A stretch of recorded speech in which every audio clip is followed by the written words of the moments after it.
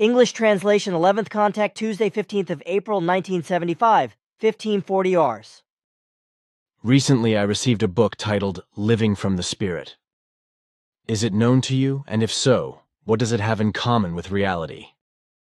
No, I do not know the book. But if you can lend it to me, I will gladly occupy myself with it. Of course, but I first have to ask my friend F. Liniger, who has lent it to me. He will give you permission, do not worry. But now I must once again come to speak on your task. I think your work to spread the truth is very good, but it is not progressing well enough and bearing enough fruit. Unfortunately, I had to find out that everything solely rests on you and that you move forward only very slowly. It is absolutely necessary for a group to be established, which devotes itself to clarification work and pursues this intensively. Immediately strive for the establishment of this group, because the time presses, for this group will also be determinant for the fact that persons can join you, who committed themselves through previous determinations in previous lives to be active and cooperative in modern times in this group, with regard to the spreading of the teaching of the Spirit and the truth and for your whole mission. You easily say that, Sim Yase, because with us, each undertaking costs a lot of money. From where should I get this, then? I have really already laid out a lot of money, but nevertheless, the whole thing does not exactly want to start. And right now, we still should not discuss the determinations, etc. of later group members. I already understand the financial problems, and I know that they burden you very much. But it would be appropriate for all future co-workers to be oriented about their determinations and to contribute financially to the cause and to act and think somewhat selflessly in these things. In the end, this concerns the truth and the entire development of the Earth humans, to which, first and foremost, the individual must actively contribute in every respect, so even especially those coming members to whom the determinations are inherent. Moreover, changes of any kind are not caused fundamentally by the large mass of a humanity, but by the initiative of individual human beings, who lay the foundation stones for the changes. Those who lay the foundation today and in the future are the actual ones responsible for the building that will be built from it tomorrow or in the distant future. Thus, you and your friends are also responsible for what develops from your work for the future. You are only the architectural elements from which buildings and structures slowly become erected, which must stand in a significant form no later than the beginning of the third millennium. I must say to you that you are a worker of the Spirit and its laws and recommendations in every relation. Even though you are very skilled manually, nevertheless, it is not appropriate for you to find your expression in a manual organizational manner. In idea-based organization, your mind reaches incredibly far, but in manual-based organization, you fall short. This is because you are a consciousness worker.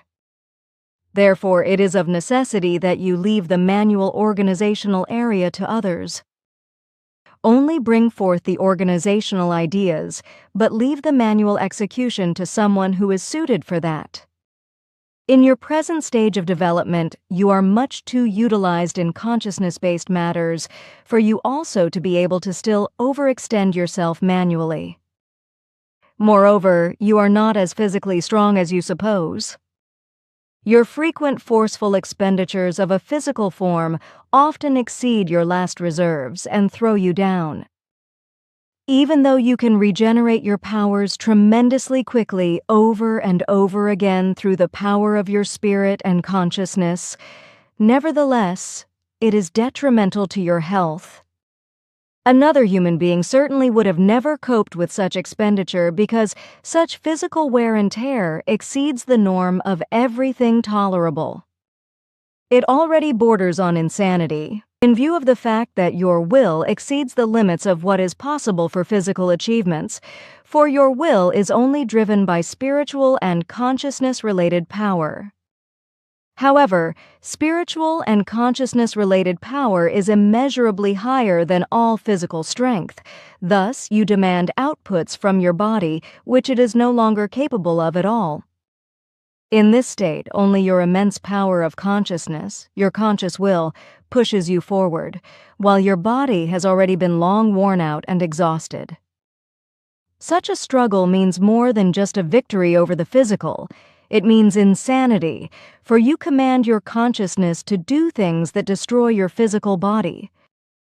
Just think of the incident when you ran through the desert years ago with the empty water canister.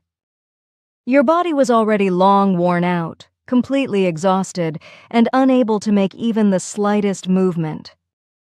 But the power of your consciousness through your command forced the body forward over which you had lost all control.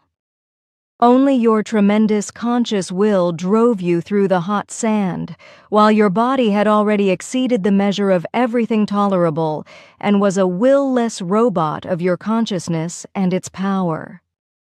You know that?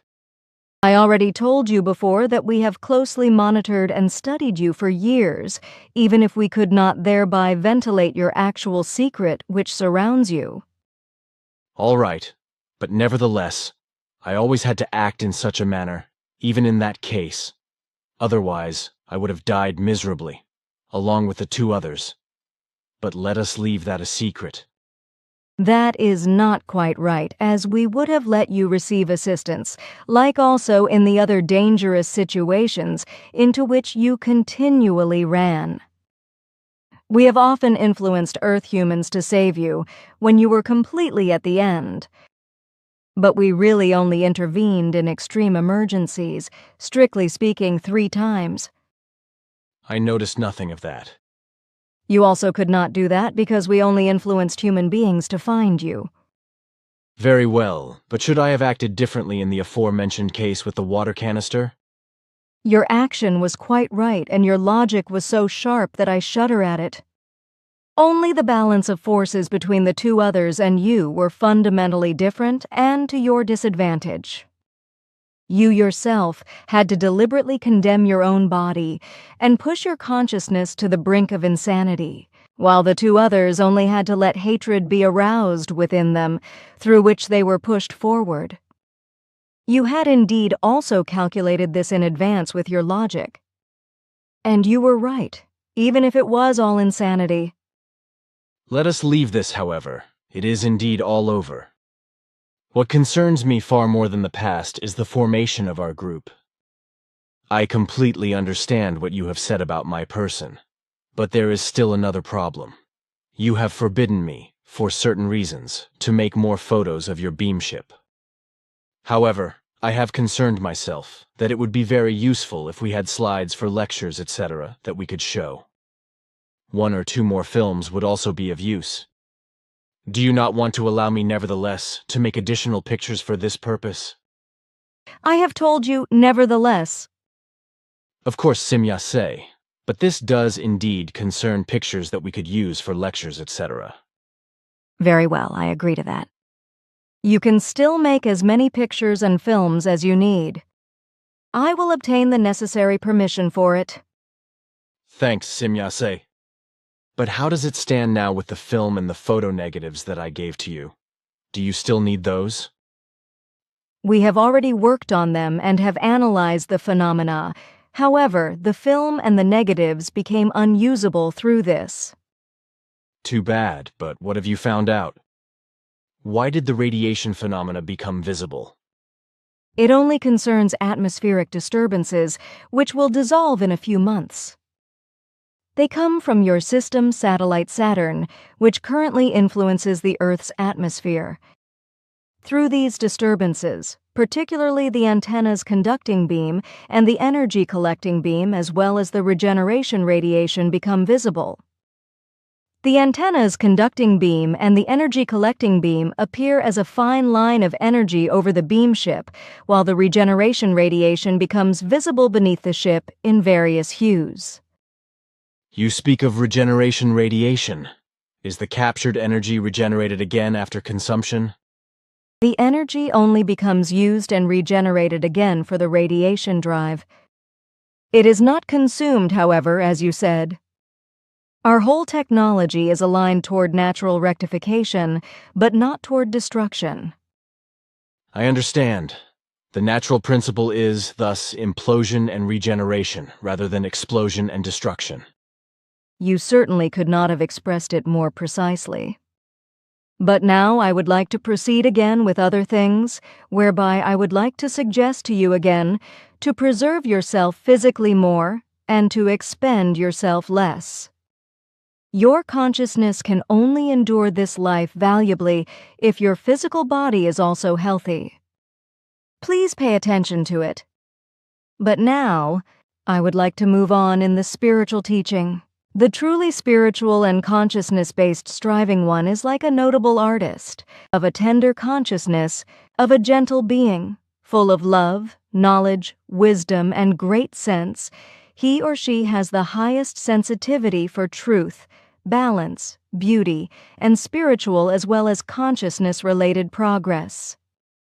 His or her life is controlled, purified, and sublime, and his or her perspectives are very broad. His or her whole sense is magnanimous, and beauty expresses itself in his simple life full of high dignity. His or her inner peace holds a beauty which no artist can paint and no poet can describe in words. His or her spiritual and consciousness-related purity has an attraction force which cannot be expressed by any music, no matter how harmonious. His or her security can be on an equal footing with nothing, and no end to his or her striving and goal can be set by any boundaries. His or her wisdom is an ever-present light which shines in the deepest darkness. It is not like a light of a day, which can be overwhelmed by the darkness of the night. It is also not like the light of a great human thinker, which just always fails, and often doing this right when he or she needs it the most. His or her presence is a ubiquitous outpouring of eternity, which never passes away, while the aroma of the most beautiful and most fragrant rose or orchid of the world fades away and disappears into the ages of the endless. It is absolutely untrue that the human being is the measure of all things, for the measure of all things is the spirit. The human being himself or herself is a very multi-layered being, and his or her various shrouds conceal other parts of his or her real personality. He or she can identify well with their coarse material, physical body, and can meet its needs, and they can equate themselves with the conscious understanding, or can feel their oneness with the real self of themselves, which is the eternal, imperishable witness of both, but to create himself or herself, he or she cannot do. All the vital purposes, no matter how valuable they may be in their human places, cannot, in the long run, keep the consciousness being under their enslavement or subjugate it, without bringing the quintessential personality into complete disorder. In the non-creational thinking human being, the material intellect, with all its given limitations, takes the highest place and thereby has, as a consequence, a tremendously slow development of the spirit and the consciousness. The spiritual intellect must be developed by the consciousness quite deliberately, for it is not enough to think that it would move by itself into higher forms. The human material intellect can only move in a vicious circle of possibilities. It always remains stuck on the surface of an object, and cannot penetrate into the same, and become one with it, for without a complete identity with the object, the knowledge of it is absolutely impossible. Therefore, if a human being wants to know his or her fellow human beings, then they must be able to identify with them. And if a human being wants to know a matter, then they must also be able to identify with this.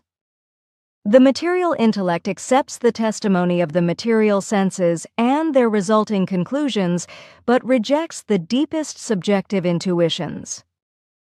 Deep insight reveals to the human being the knowledge that there is something more in him or her than what their usual consciousness mediates to them, something that is the source of all thoughts. fine spiritual perceptions and feelings, a finer consciousness-based and spiritual presence which always leaves him or her unsatisfied with merely material efforts. The doctrine that the usual material state of the human being is not the real and final stage of life, that he or she has a deeper, more penetrating life in life itself, a true self, an immortal spirit, a light that can never be extinguished by anything, has occupied the thinkers of all times and all universes across all great times over and over again. All great thinkers of all universes raise the unanimous demand over and over again to become acquainted with the real self, the life of life itself. While the bodily organism changes each moment and the thoughts surge up like gusts of wind and disappear again, the real spiritual self is never lost. It permeates absolutely everything, even though it is fundamentally different from everything, for its form is purely spiritual.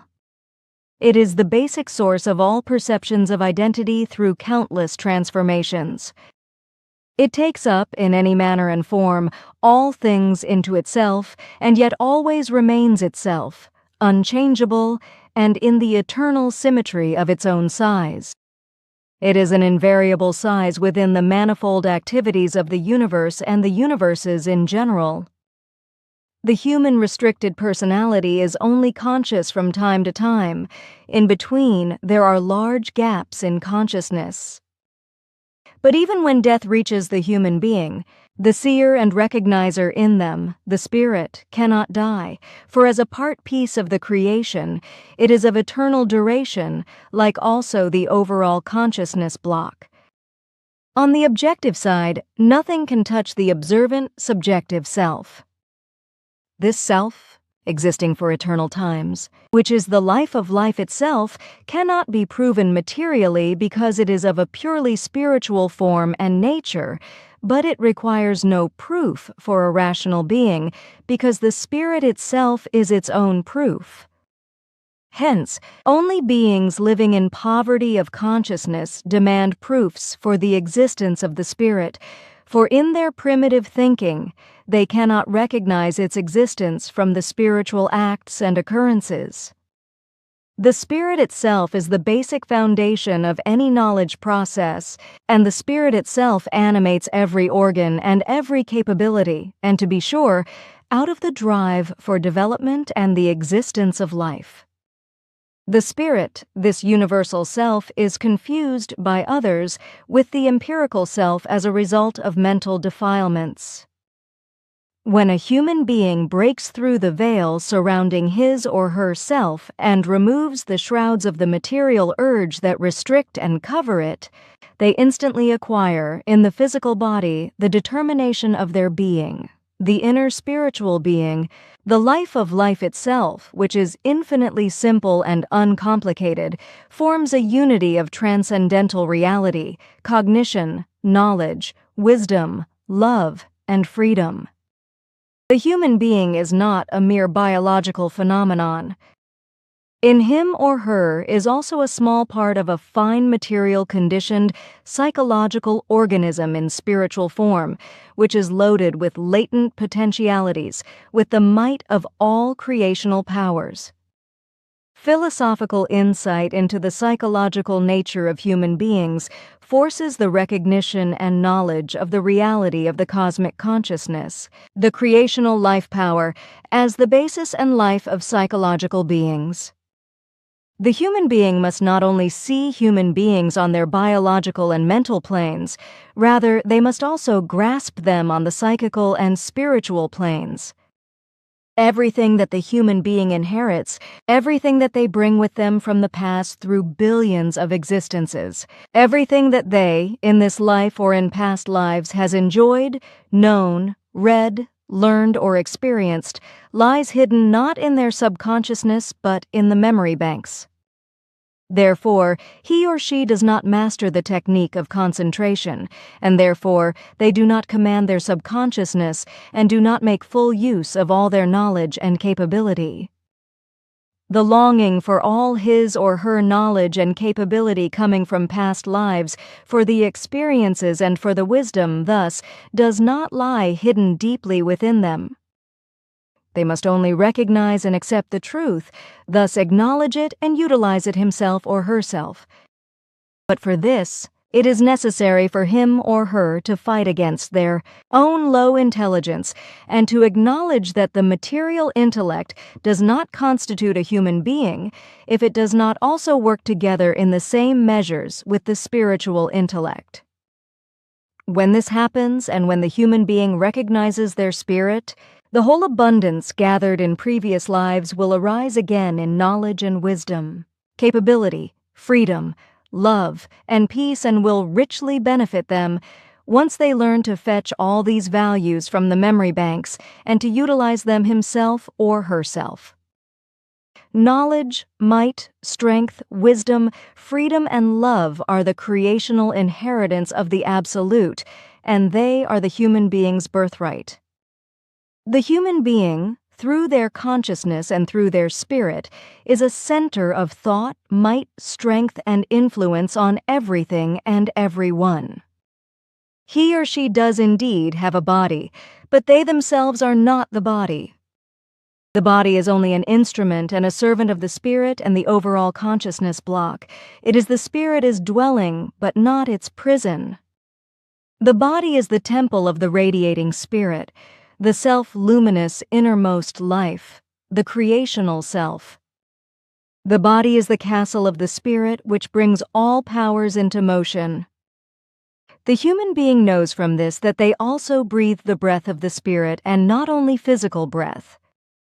The human being only learns of their spirit through meditation, through knowing deliberate, inner contemplation, through deep immersion into the quietest chambers of the consciousness and the spiritual self, and by directly looking into the mirror of the inner and innermost life. They may not do this, however, in the manner in which the earth humans become fooled by religious and sectarian frauds, for this meditation is not a spiritual display, but only a fantasy-filled releasing of unreal wishes of the imagination. Real meditation in spiritual form requires an understanding gained towards one's own being and self, and a self-holding of both facts before one's eyes, that the existence of the eternal reality and truth and the deeply rooted unity of all manifestations, from a star to the form of a substance, from nature to spiritual life, are altogether only one in creational balance. Every human being in their innermost essence is a manifestation of the creation, and only because of this is it possible for everyone to become one with the infinite. Reflecting upon these truths of the essential existence of the creational produces knowledge and certainty. The direct display of the truth supersedes all useless objections. The realization of the truth makes everything down to the finest detail clear and self-explanatory. Life on earth offers no full satisfaction to human beings. It is not the entirety. The real is found on the other side of the material. Material life only serves as a guide in order to reach that which is fine-sighted, the spiritual.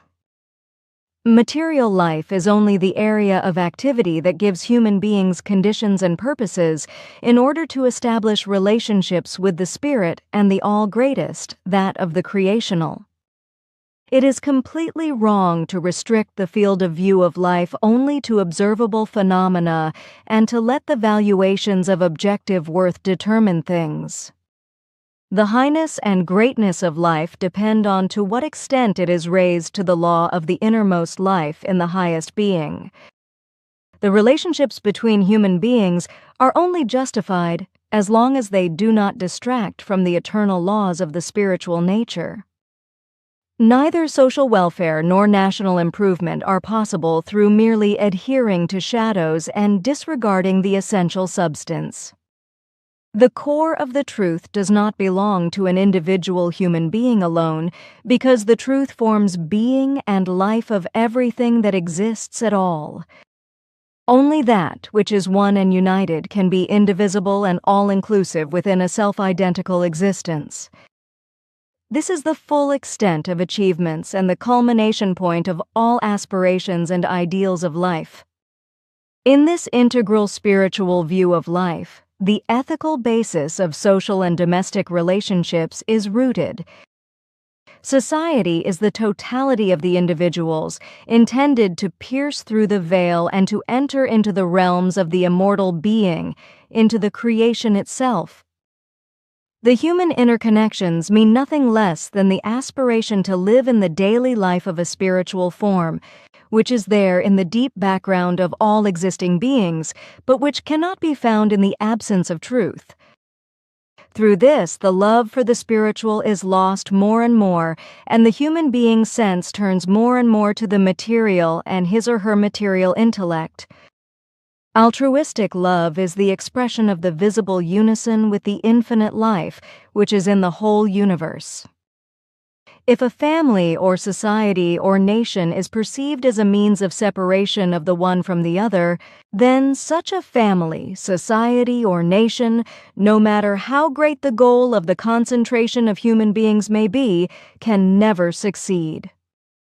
Every smallest connection must flow into the absolute oneness, which does not exclude an iota from itself.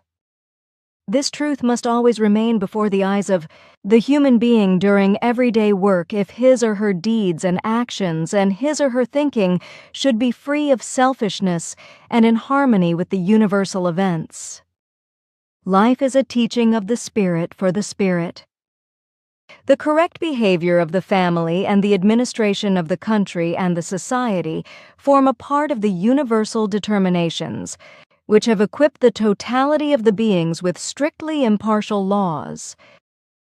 The human being lives because the creation exists, and his life must be so balanced and relatively perfect as the creation itself is balanced and relatively perfect. The human being lives in the creation being. It breathes and hovers in him. The lack of the spiritual, for which it is worth living, or the need for a practical life philosophy and life psychology in the present time, is often responsible for the crisis in the lives of human beings and in their concerns. Already for a long time, the modern ranting human being has made great efforts to find peace and freedom, but so far, all his efforts have fruitlessly blown away and escaped. In the absence of real knowledge and the truth of a healthy, reasonable lifestyle that would give him or her inner and real balance and peace, he or she has committed themselves to abnormal ideologies and to destructive, dangerous, and harmful religious philosophies, which lead them into even greater consciousness-related poverty and keep them away from the actual life, as this has already been the case here since ages ago.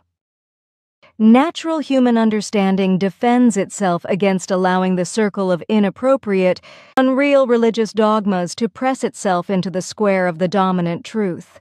And this is especially brought to thriving existence through the new time of the Aquarius era, through new religious fanatics, sectarians, and frauds. However, at the present time, the religious delusion is still too widespread to be able to create a useful defense in great measure. Consequently, toward the turn of the millennium, many thousands of human beings will senselessly die in the sectarian delusion through murder and suicide.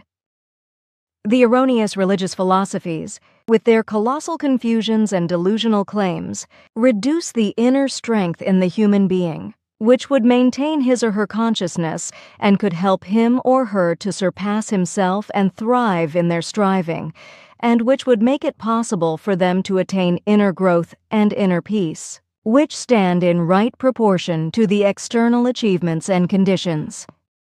In response to a long-perceived necessity, here and there, Earth humans, who are mistakenly referred to as leading thinkers, have made personal but dangerously unreal efforts to take the allegedly best out of the religions and to bring them into a unity with modern thinking, in order thus to work out a new life philosophy and life psychology for the current humanity.